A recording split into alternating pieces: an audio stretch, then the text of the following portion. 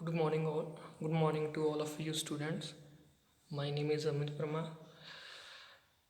आज का जो सब्जेक्ट है वो है इंजीनियरिंग मटेरियल। चैप्टर चल रहा है इंट्रोडक्शन। उसमें जो टॉपिक है हमारा क्रिस्टलोग्राफी। क्रिस्टलोग्राफी आज का जो टॉपिक है उसकी हम बात करेंगे। नया टॉपिक है, इसमें स्मॉल क्वेश्चंस जो पेपर में वो आ सकते हैं क्रिस्टलोग्राफी में। क्रिस्टलोग्राफी होती क्या है? Crystallography branch of science that deal with the screening the arrangement of bonding of atoms in crystalline solid and with the geometrical structure of crystal lattice। Crystallography वो साइंस है जो कि डील करती है क्रिस्टलाइन सॉलिड क्रिस्टलाइन सॉलिड को, जिसमें होता क्या है, एटम्स की अरेंजमेंट की क्वालिटी को देखते हैं किसमें, क्रिस्टलाइन सॉलिड में, और ज्योमेट्रिकल स्ट्रक्चर की बात करते हैं इसमें क्रिस्टल लैटिस में। ठीक है, ये तो हो गया क्रिस्टलोग्राफी, इंट्रोडक्शन हो गई। क्रिस्टलोग्राफी की थोड़ी सी एग्जांपल्स मैंने दी है। ये है क्रिस्टल्स। क्रिस्टलोग्राफी क्रिस्टल को बनाने में काम आती है, बहुत बड़ी साइंस है ये। आगे क्रिस्टल। क्रिस्टल्स होते क्या हैं? ए क्रिस्टल और crystalline solid is a solid material whose constituent such as atoms, molecular ions are arranged in a highly ordered microscopic structure, forming a crystal lattice that extend in all directions. So crystal वो होते हैं, एक solid material होते हैं जिसमें कि atoms molecules को सही तरीके से सही ऑर्डर में अरेंज करके एक क्रिस्टल लैटिस बनाया जाता है। ठीक है, क्रिस्टल लैटिस होता है वो चीज़ होती है जिसमें क्या है, एक पारदर्शी मटेरियल होता है जिसमें कि लाइट रिफ्लेक्ट होती है और एटम्स एक माइक्रोस्कोपिक अरेंजमेंट होता है एटम्स का। इस आगे यूनिट सेल, इसका ही आगे पार्ट है यूनिट सेल। यूनिट सेल होते क्या हैं? A basic concept in crystal structure is the unit cell.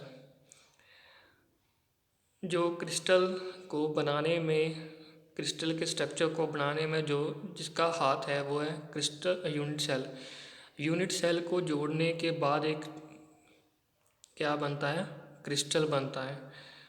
So it is the smaller unit of volume that permit identical cell to be stacked together to fill all space।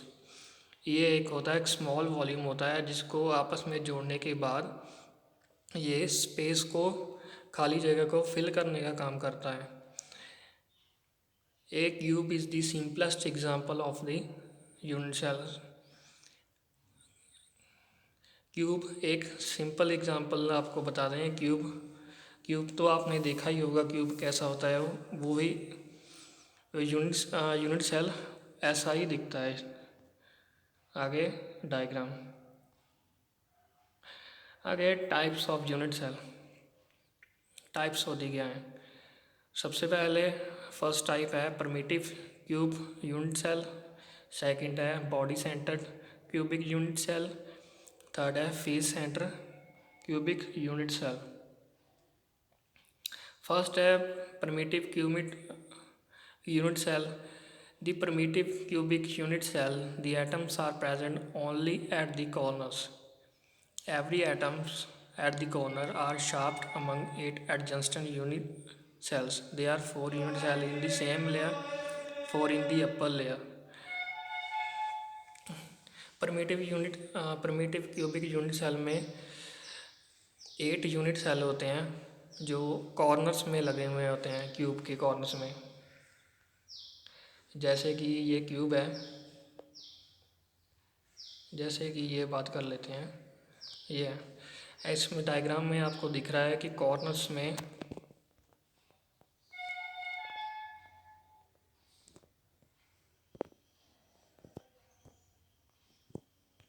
हाँ जी देखिए, एक ये है, ठीक है, second, third, fourth, fifth, six, seven और eight. Primitive unit cell में हर corner में एक यूनिट सेल होता है, ठीक है, एक एटम होता है, उसको क्या कहते हैं, primitive unit cell. Next, total atoms कितने होते हैं, 8। हर कॉर्नर में आपको देखा जाए तो टोटल कितने बनते हैं, 8 एटम्स बनते हैं प्रिमिटिव क्यूबिट यूनिट सेल में।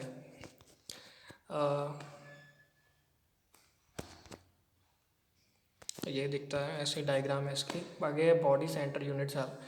ए body center unit cell has atom at each corner of the cube and an atom at the center of the structure. The diagram according there are one atom present at the center of the structure. Body centre की बात करते हैं। Body centre में होता क्या है, body centre में हर एक कॉर्नर में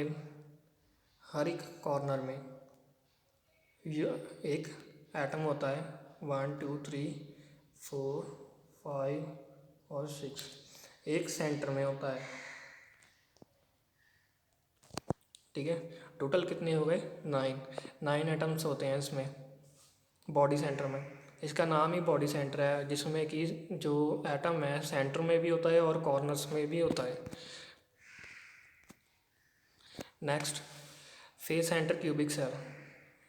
face center unit cell contain the atoms in all corners of the crystal lattice and the center of all faces of the cube. The atoms present at the face center of the shaft between two adjacent unit cell are 1/2. Also, there is an atom present at the center of every face of the cube. Only 12 of each atom belong to a unit cell. आप देखते हैं 12 atoms कैसे बन गए। हमें corners का तो पता लग ही गया। हम बात करें फेस सेंटर की। सबसे पहले आपको बताता हूँ फेस सेंटर होता क्या है। फेस सेंटर मीन्स कि 1, ये फर्स्ट फेस है, ये सेकंड फेस है, ये थर्ड फेस है और ये थर्ड फेस है, ये फोर्थ है। मीन्स कि चारों 1 2 3 4 5